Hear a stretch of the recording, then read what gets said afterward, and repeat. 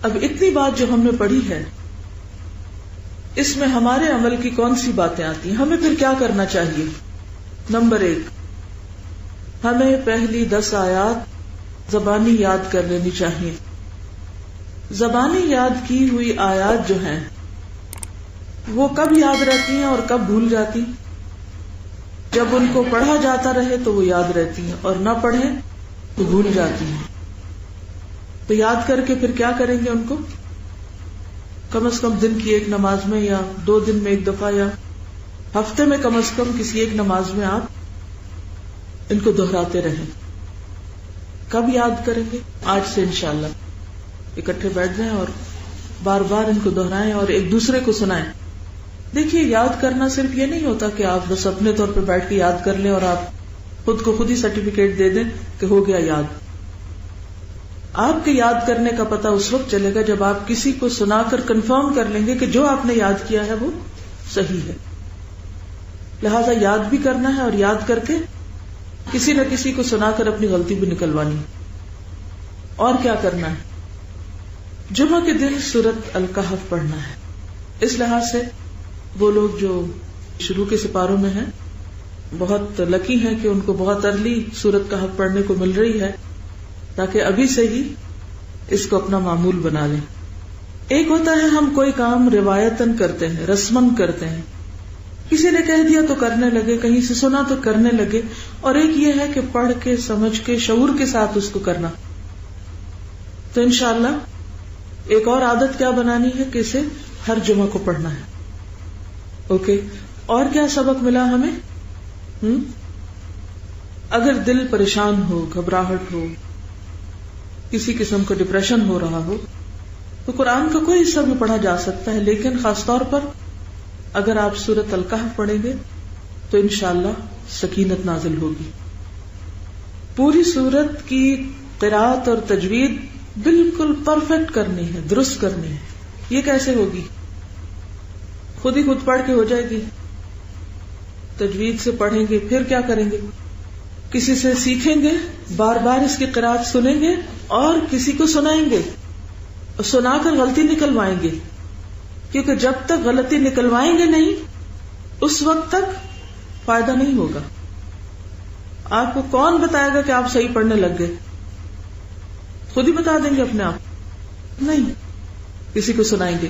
بہت سے لوگ اس میں بہت شرمندگی محسوس کرتے ہیں کہ ہائے اب ہم اتنے بڑے ہو گئے اور اب تو ہم پڑھانے بھی لگ گئے ہیں، اور اب تو لوگ ہمیں اسکالر کے نام سے جانتے ہیں، اور ہمارے پاس تو اتنی بڑی ڈگری بھی ہے، تو اب ہم کسی کو سنائیں.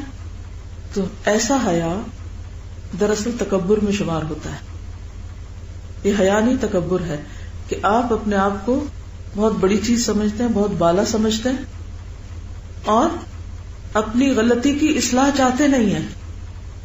تو جو شخص دنیا میں دوسرے پر، کسی بھی صاحب علم پر اپنے آپ کو پیش کر کے اپنی غلطی نکلوا لے تو دنیا میں بھی اس کا راستہ درست ہو جاتا ہے، اور قیامت کے دن بھی اس کے اندھیرے چھٹ جائیں گے.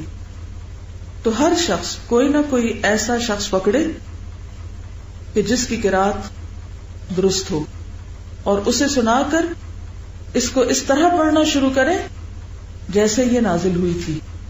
اگر کوئی بھی نہیں ملتا تو آپ کیا کریں؟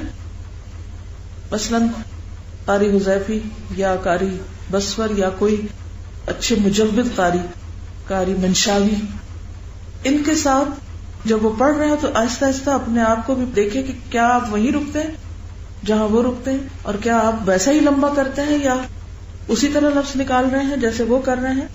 اگرچہ یہ ایک مشکل کام ہوگا، لیکن یہ صرف آخری حربہ ہے کہ جس کے پاس کوئی مجود استاد نہیں جو اس کی غلطی نکال سکے، تو پھر اپنی غلطیاں خود نکالیے.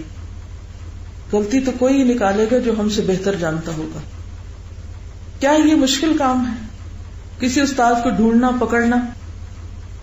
ہاں، اس وقت مشکل ہے جب آپ کوشش نہ کریں، نیت نہ کریں، ارادہ نہ کریں، تلاش نہ کریں، اور اپنے آپ کو پیش نہ کرنا چاہیں.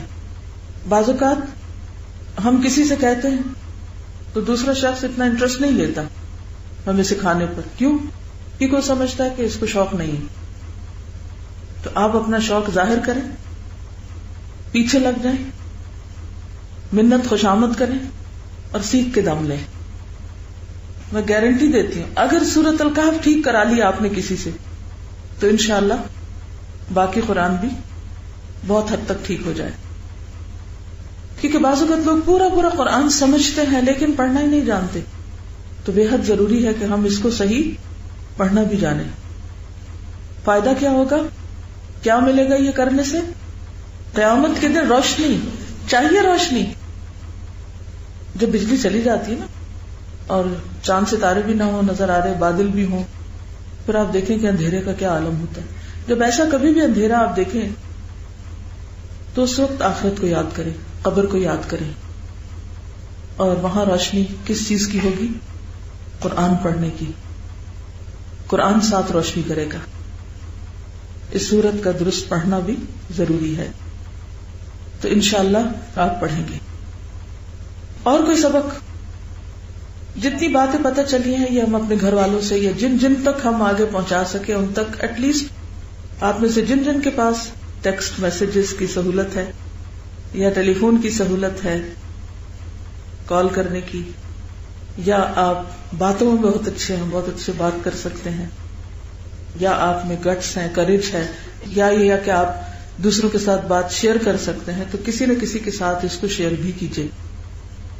صرف اگر ایک حدیث بھی آپ ٹیکسٹ کے ذریعے سب کو میسج کر دیتے ہیں, بھیج دیتے ہیں, تو انشاءاللہ ہم کوشش کریں گے کہ ہم آپ کو بھیج دیں, آپ اسی کو آگے فارورڈ کر دیں. تو اس سے کیا ہوگا, اور بھی آپ کے ساتھ لگ جائے. اس کے علاوہ اس میں کون سا سبق تھا؟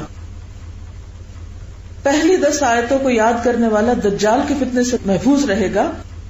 تو ہمیں دجال کے بارے میں مزید پڑھنا ہے. کوئی بھی حدیث کی کتاب آپ کے گھر میں ہے تو جا کر خود تلاش کیجئے کہ دجال کا بیان کہاں ہے, اوریجنل ٹیکسٹ. دجال کے بارے میں آپ کو ڈھیروں لیکچرز مل جائیں گے انٹرنیٹ پہ, بہت ساری کتابیں بھی ملیں گی, اور پھر ان کی طرح طرح کی ایکسپلینیشن اور ان کے اندر تعویلیں اور حجتیں بھی ملیں گی. کوئی کسی چیز کو دجال کہہ رہا ہے, کوئی کسی چیز کو دجال بنا رہا ہے, کوئی دجال سے مراد دجالی فتنے لیتا ہے, رنگ رنگ کی انٹرپریٹیشن. ہمارے لیے صحیح بات کیا ہے؟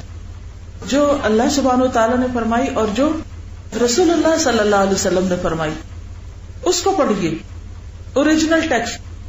مثلا بخاری نکالیے جا کر, مسلم نکالیے, سنن ابی داؤد, نسائی, ترمذی, ابن ماجہ, ان سب کتابوں کو, یہ مشہور نام ہے نا, اور بھی بہت ساری کتابیں, ان کتابوں کو جا کر کھول کے صفحے پلٹ کے چیپٹر نکال کے پھر دیکھیے کیا لکھا ہوا ہے. اور کوئی ایک حدیث اپنے پاس لکھ کر لائیے تاکہ جب کل میں آپ سے پوچھوں تو آپ خود کھڑے ہو کر بتائیں کہ میں نے دجال کے بارے میں یہ پڑھا ہے. ٹھیک ہے. اس کے علاوہ اقبال کیلانی کی کتاب ہے علامات قیامت کا بیان, اس میں انہوں نے دجال کے بارے میں بھی کچھ احادیث لکھی ہوئی ہیں, اس سے بھی پڑھ سکتے ہیں. لیکن میں پھر پریفر کروں گی, کیونکہ آپ طالب علم ہیں, عام لوگوں سے فرق ہے. عام لوگ سیکنڈ ہینڈ کتابیں پڑھتے ہیں, یعنی اقبال کیلانی سیکنڈری سورس, بہت اچھا ہے, ضرور پڑھیے. لیکن آپ کے لیے کیا زیادہ بہتر ہے کہ کوئی ایک تو حدیث کی کتاب ذرا اس بہانے کھولیے, تھوڑی برق گردانی کیجیے, تھوڑی تکلیف اٹھائیے, مشکل اٹھائیے اور پھر پڑھیے. ٹھیک ہے. کسی کو یہ معلوم ہے کہ دجال کے آنے کا سیکوینس کیا ہے علامات قیامت میں؟ امام مہدی کے بعد. تو ذرا امام مہدی کے بارے میں بھی پڑھیے کچھ, کیونکہ اس بارے میں بھی لوگ طرح طرح کی باتیں کرتے ہیں.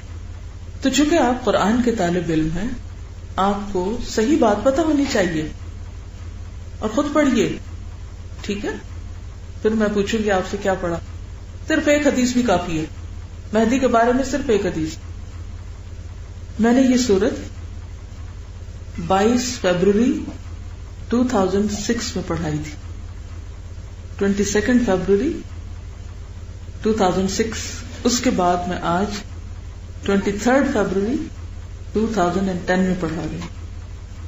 آپ بھی ڈیٹ لکھ لیجئے, آج پڑھ رہے ہیں, پھر دیکھیں آپ کو کب پڑھنے کا موقع ملتا ہے. کیونکہ ایسی مجلسیں اور ایسے مواقع فار گرانٹیڈ نہیں لینے چاہیے کہ صرف اللہ کا فضل، اس کی توفیق اور اس کی رحمت ہوتی ہے کہ ہم کسی کام کے قابل ہوتے ہیں. بِإِذْنِ رَبِّهِمْ إِلَى صِرَاطِ الْعَزِيزِ الْحَمِيدِ، رب کا اذن ہوتا ہے تو انسان کچھ کر سکتا ہے.